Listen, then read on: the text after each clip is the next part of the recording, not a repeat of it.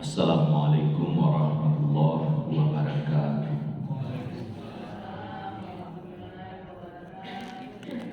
Alhamdulillahirabbil alamin. Asyhadu an la ilaha illallah wa asyhadu anna Muhammadar Rasulullah. Rabbi shrah li sadri wa yassir li amri wahlul 'uqdatam min lisani yafqahu qawli. Kita awali pengajian pagi ini dengan baca basmalah. Bismillahirrahmanirrahim. Sekarang perkawinan Abdullah dengan Aminah. Pertemuan kita yang lalu perkawinan Hashim dengan Salma yang diangkat surat Quraisy 106, musim dingin dan musim panas, menggambarkan betapa beratnya perjuangan berdagang di musim dingin maupun di musim panas. Sekarang bagaimana pernikahan Abdullah dengan Aminah? Diawali dengan pertanyaan, mengapa Nabi Muhammad SAW sangat hebat dari semua sisi, sampai dia dikatakan punya akhlak yang agung? Berarti tidak ada cacatnya sedikit pun dari segi akhlak. Kalau kita ini ada saja kelemahan. Misalnya ramah dalam berbicara, ada kikirnya misalnya, atau dermawan tapi muncul citek misalnya. Berarti itu ada sisi lemahnya. Tapi itulah kita manusia biasa. Kalau Rasulullah sempurna, kenapa bisa begitu? Moga-moga ini terjawab. Hadis Nabi SAW dari Ibnu Abbas,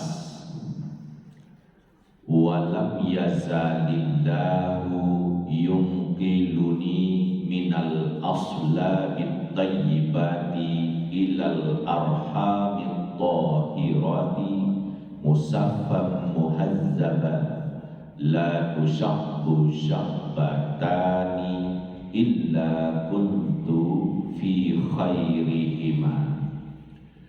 Allah senantiasa memindahkan diriku dari tulang-tulang sulbi yang baik ke rahim-rahim yang suci, jernih dan terpelihara. Tiap tulang sulbi itu bercabang menjadi dua. Aku berada di dalam yang terbaik dari dua tulang sulbi itu.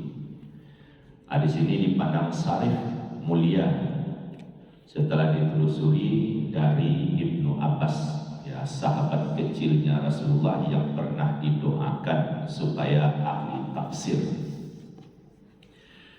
Bapak Ibu yang berbahagia, dulu kita bicara tentang Abdul Muttalib, nama aslinya Syaibah atau Ubad. Lalu dia dibesarkan di Mekah menjadi orang hebat, sampailah anaknya 16 orang, 6 perempuan, 10 laki-laki. Yang paling kecil anaknya bernama Abdullah. Abdul Muttalib setiap kerja ke Ka'bah, dia akan melayani orang-orang datang ziarah. Dia sudah memperlihatkan akhlak yang sangat baik, berlaku adil. Siapa yang duluan, itu yang diberi air zam-zam. Jadi tidak dipandang, wah Pakku berdago, hanyalah di dahuluan. Siapa yang duluan, itulah duluan mendapat air zam-zam. karena jauhnya berjalan.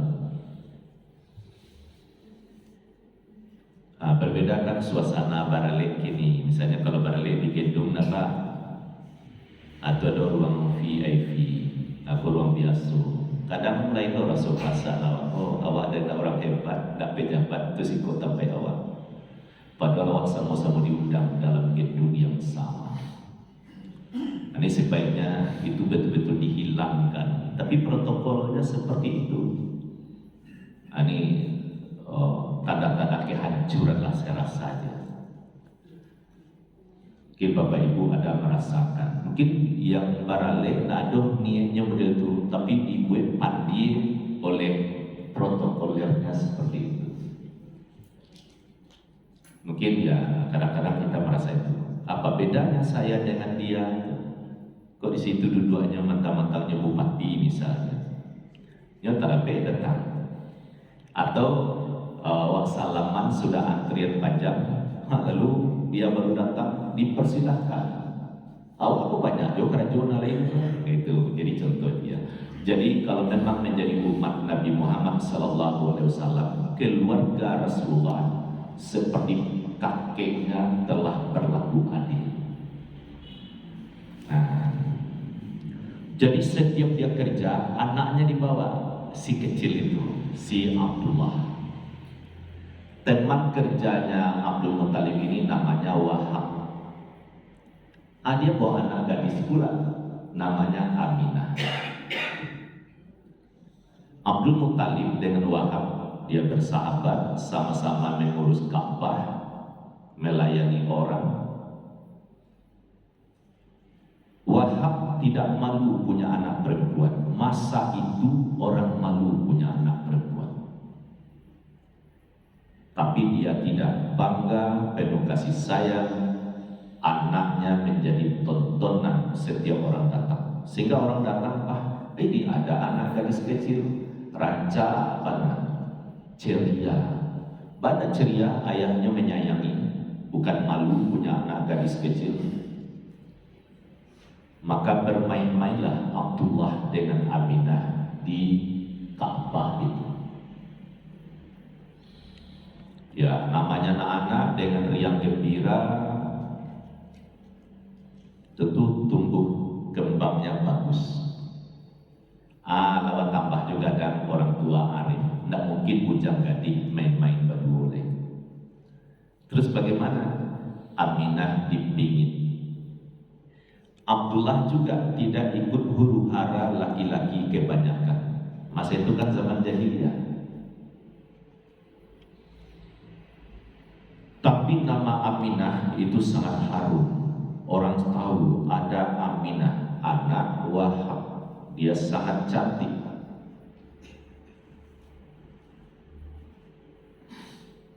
Begitu namanya sudah sedemikian dikenal, dia sudah gadis.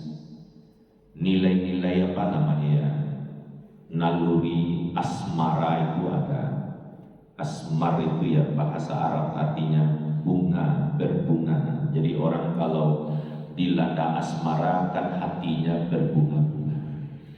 Nah, masa usia remaja tidak bisa itu dipungkiri, itu ada.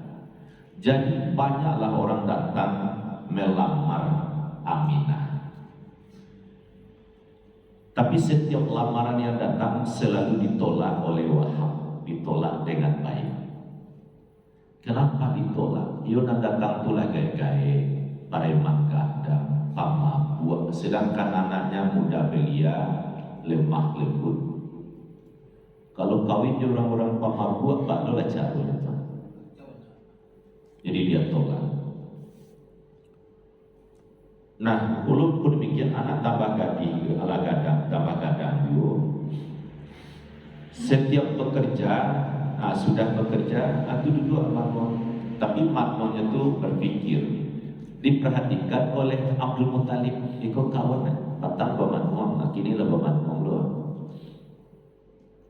Lalu ditanya, wahai sahabatku, apa yang engkau pikirkan? Saya lagi memikirkan siapa yang cocok untuk jadi menantu saya. Sudah ada yang datang begini-begini, dia katakan, dia tolak. Abdul Muthalib pahamnya, ya harus ditolak kalau seperti itu yang datang. Karena ini orang-orang cerdas, cepat dia masuk bahasanya. Mengapa engkau payah-payah berpikir, kita sajalah bisa dan berdua. Capek tu nyambung. Anak kan tak ada main di Ka'bah dia. Mau sama-sama dipingin mah. Dididik di rumah saja.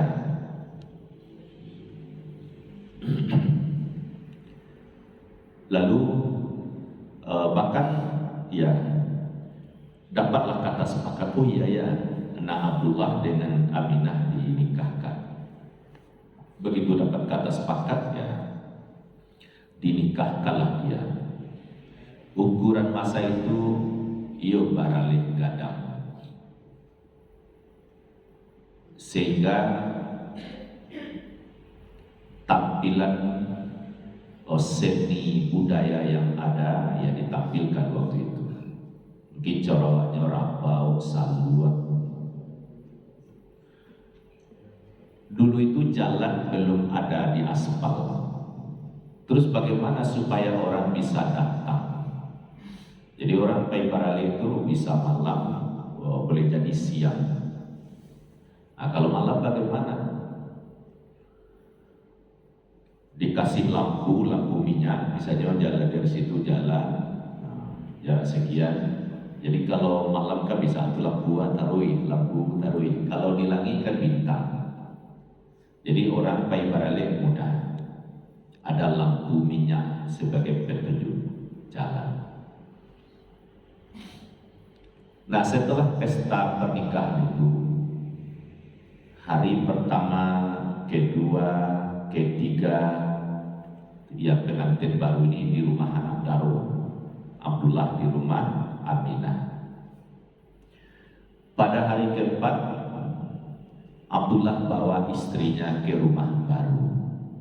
Jadi pernikahan Abdullah dengan Aminah, hadiahnya dari orang tuanya 1 unit rumah, seekor onta mahal, dan seorang pembantu cerdas amanah namanya Ummu Aiman. Nah, sekarang sudah di rumah baru sebagai pengantin baru. Hari-hari dilalui dengan bahagia. Nah, satu malam, ya di penghujung malam, Abdullah bangun duluan. Dia pandanglah istrinya, ya cantik.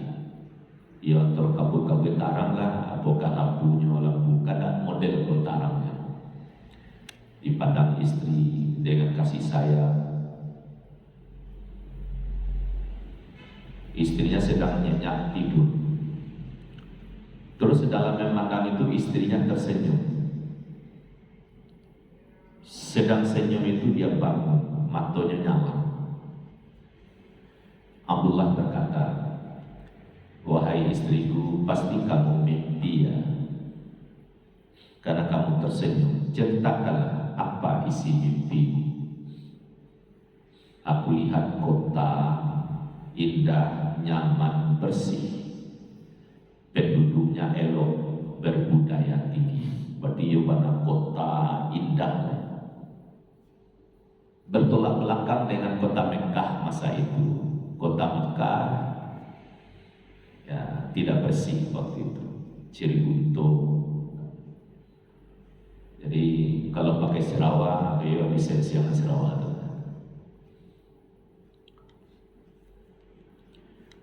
Lalu Abdullah mengatakan, moga-moga ini pertanda baik. Kalau mimpi rancang, nah kan kalau adabnya kan dibaca alhamdulillah, moga-moga menjadi kenyataan.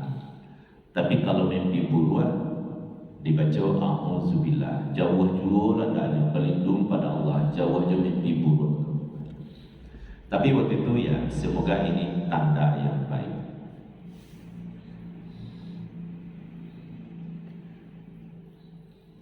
Berjalan hanya beberapa hari, masih bulan, ya katakanlah Minggu pertama atau minggu kedua masih suasana bulan pertama.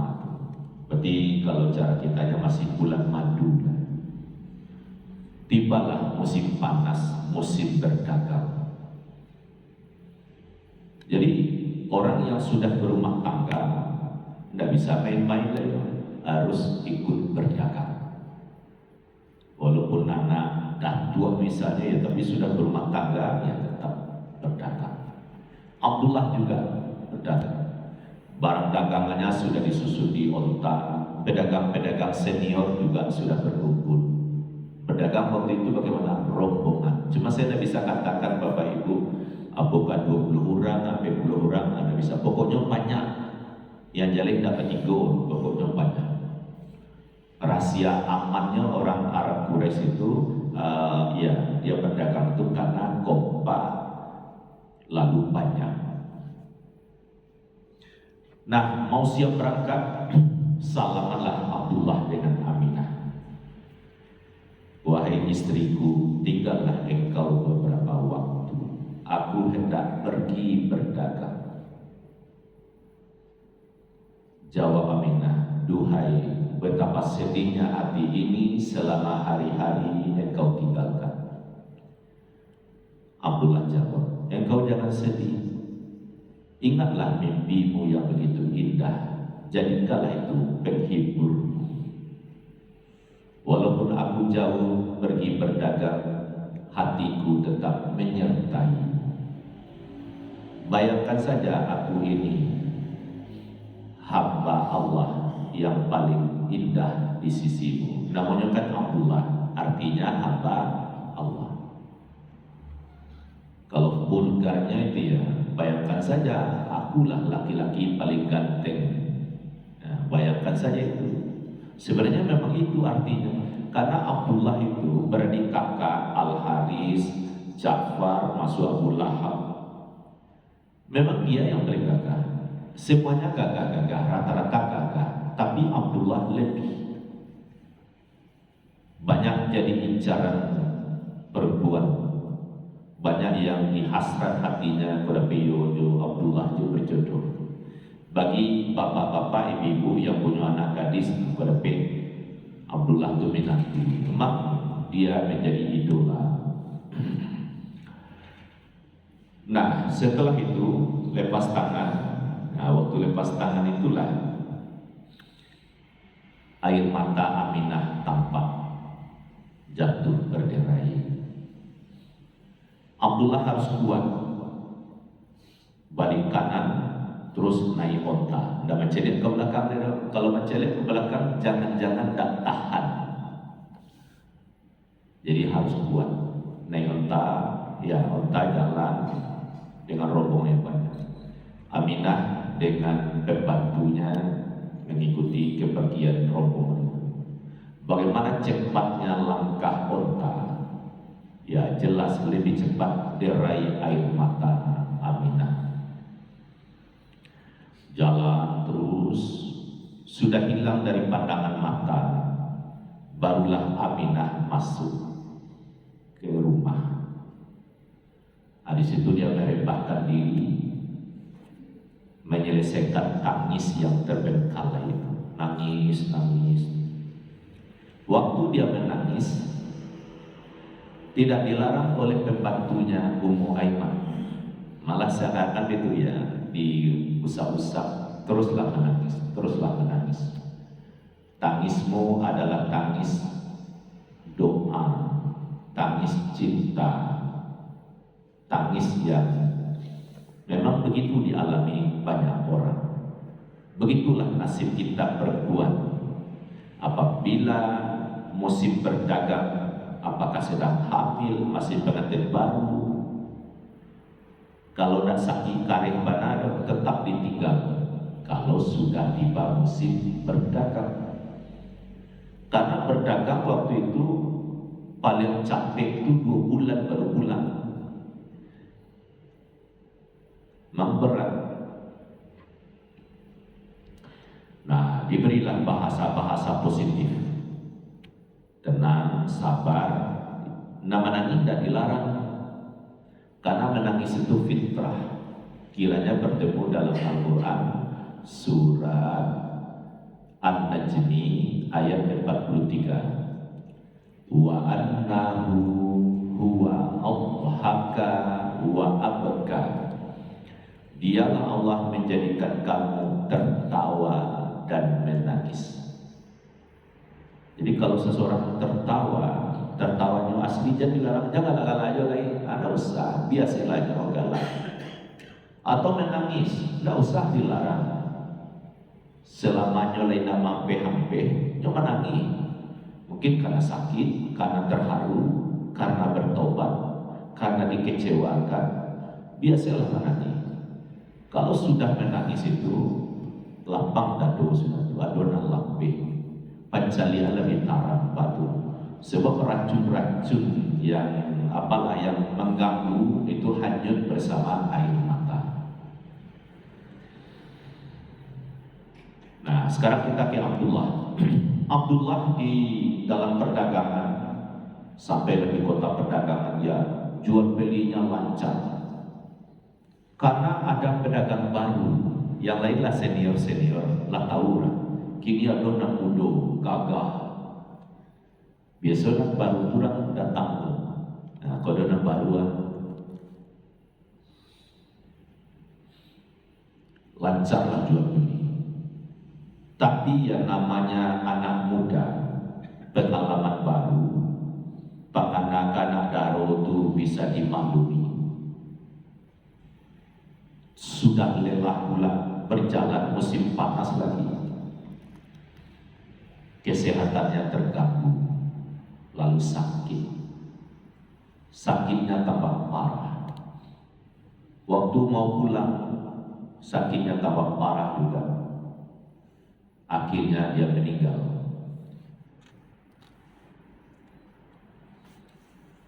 Nah, sampai di situ. Sekarang kita ke Aminah. Aminah baru beberapa hari ditinggalkan, katakanlah apakah masih minggu pertama ditinggalkan, ada yang menjadi pertanyaan di hatinya. Biasanya kalau tanggal-tanggal sekian dia sudah ini kok enggak, mungkin karena sedih, bisa saja telah datang bulan lah 2 hari 3 hari tidak ada 3 bulan bro. Nah, dia gelisah. Ya Ummu Aiman, mengapa aku belum juga datang bulan? Benar, iya. Sudah berapa hari terlambat? Menurut hitungnya sudah sekian hari. Nyopan dua, selamat ya, kamu telah hamil. Itu sangat rotinya. Nikah yang sah lalu hamil itu sangat hati. Nah, cuman ada nikah itu hamil surang saya itu kan lain cerita. Nah, cuman orang tea, bangga masuk TV, dihamili misalnya itu lain ceritanya. Tapi orang yang punya rasa malu tentu berbeda. Bahagia, dia senang karena dia sudah hamil. Ummu Aiman itu kan berpengalaman, tahu dia. Tapi bagaimana mengabarkan kepada suami bahwa dia telah hamil? Kan dia tidak punya HP. Nah, dalam keadaan bergembira itu ya tentu ada juga sedih. Sekiranya suami ada di sisinya tentu bisa disampaikan. Ya sabar. Sudah itu didengarlah orang sudah pulang, rombongan sudah pulang. Ternyata dalam rombongan itu tidak ada Abdullah. Jadi memang kalau agak dilengkapkan ke perahu ke Bapak. Jadi begini, Abdullah meninggal. Sudah itu dipesankan supaya ada yang cepat pulang. Bahwa dia belum meninggal, masih sakit, supaya cepat disampaikan ke kampung utusan. Lalu Abdul Muttalib mengutus anaknya yang paling tua Al-Haris. Jadi dia mudah-mudahan dia sakit ini itu sakit parah ya.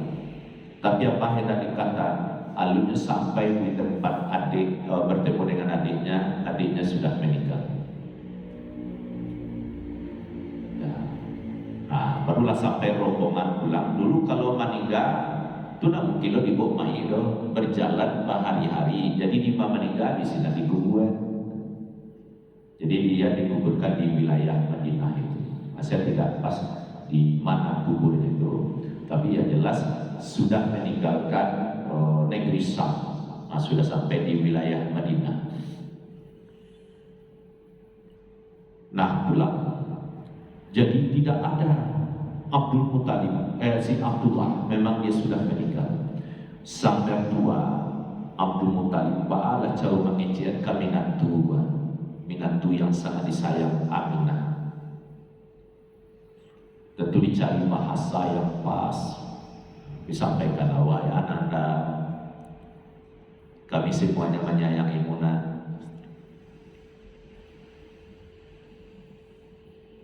Ketahuilah suamimu sudah meninggal. Teman-temannya sudah berjuang untuk bisa sehat, tapi ketentuan takdir berbeda, menyatakan dia sudah mendahului kita. Betapa sedihnya Aminah. Nah begitu dia sedih, disinilah perannya Ummu Aiman menyabar-nyabarkan dan bersemangat. Memang sejak itu Bapak Ibu, kontak makannya memang tidak bisa didustai, sehingga badan tidak boleh, makin lama makin tampak kurus. Tapi ya tetap cantik karena aslinya cantik. Sampailah kehamilan 7 bulan. Datang lo tentara bergajah, ingin menghancurkan Ka'bah. Nanti tentang tentara bergajah ini dikaji pula dengan khusus, tapi kita menghemat waktu. Aminah diberitahu oleh mertuanya, nah ayo kita pindah, karena tentara bergajah ingin menghancurkan Ka'bah. Jawabnya Aminah, tidak wahai ayahanda, izinkan kami di sini memperlindungkan diri kepada pemilik Ka'bah. Nah, kepada siapa dia berlindung? Kepada Allah. Mantap jawabannya. Urang kolah mengusir jadi sorate Abdul Muttalib, wahai penduduk kota, menyingkirlah, tentara bergajah sangat banyak. Nah, itu menyingkir orang, bawalah segala sesuatu. Aminah tidak mau dia. Dia tidak mau. Jawabnya itu, biarlah kami di sini memperlindungkan diri kepada pemilik Ka'bah. Akhirnya Bapak Ibu, ya tentara kan hancur, dibom oleh burung-burung kecil. Tak seekor pun gajah sampai di Makkah. Jadi masih di luar tanah suci, gajah itu dengan tentaranya sudah mati. Nah sekarang bagaimana Aminah kok mantap jawabannya? Biarkan kami memperlindungkan diri kepada pemilik Ka'bah. Nah ini sebenarnya yang kita jemput Bapak Ibu. Karena dia sudah dikenalkan pada Allah. Waktu kita dibawa ke surau, jarawanya ke Ka'bah itu kan surau. Ini namanya Baitullah, rumah Allah. Bahwa berarti Ka'bah ini rumah Allah. Ada yang memiliki, walaupun tidak tampak, tapi secara batinnya lah paham. Ada yang punya. Kalau ada yang punya, tentu dialah yang melindungi. Makanya dia berkata, biar kami memperlindungkan diri kepada pemilik Ka'bah. Nah, jadi pendidikan waktu ketek itu nampak rumah ya, kau perasaan awasnya Bapak Ibu. Misalnya Bapak Ibu alhamdulillah rajin ke surau, tapi kan ada membawa cucu ketek, ibu ambil yang tua terlambat segala macam. Mestinya usia-usia kanak-kanak tua nyolong sekolah, umurnya uyut sampai tahun baru 5 tahun.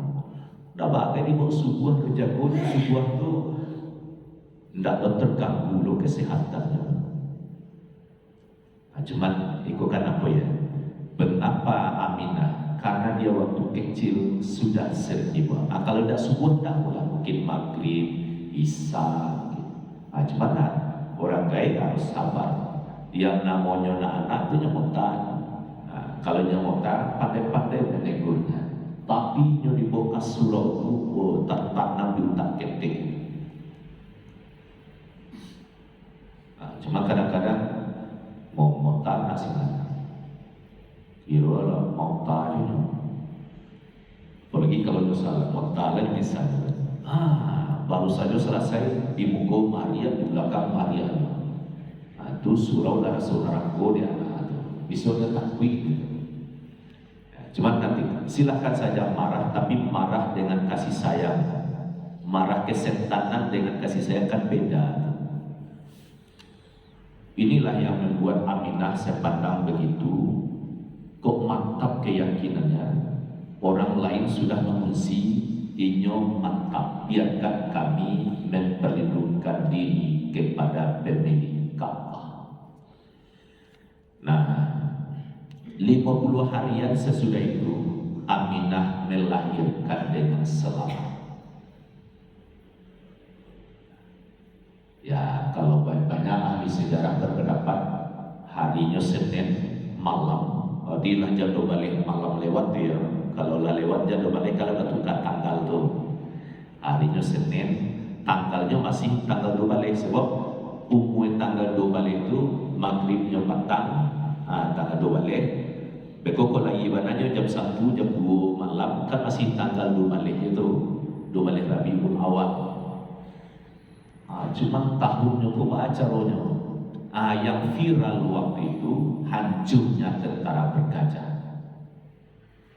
Jadi hancurnya tentara bergajah itu ya tahun itu viral. Bisa hancur gajah di bawah pimpinan tentara bergajah maksudnya ya. Di bawah pimpinan seorang gubernur Abraha yang sudah berkhianat kepada pimpinannya. Si Abraha itu bunuh lo gubernurnya atau jadi gubernur lagi.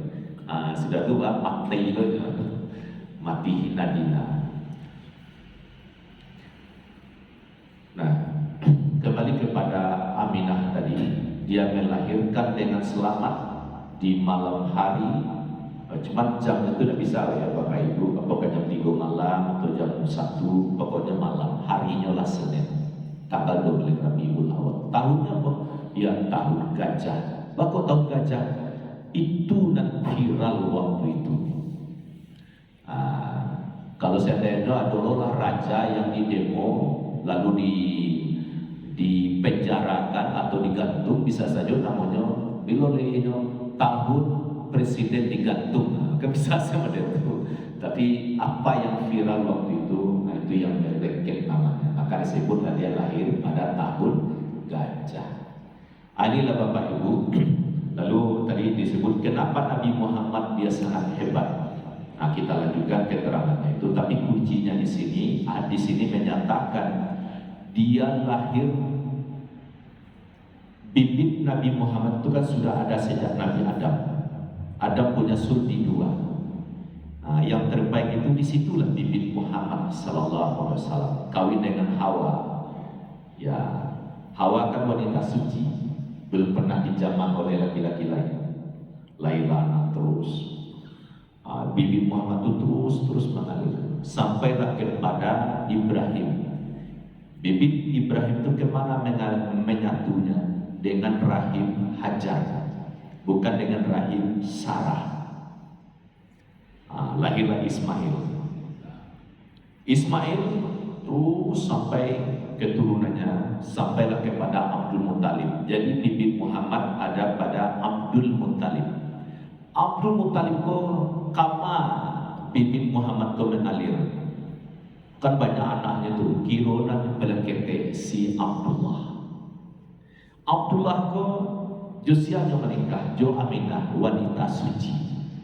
Apa sobo santiang sama santiang lahirlah Muhammad Sallallahu Alaihi Wasallam.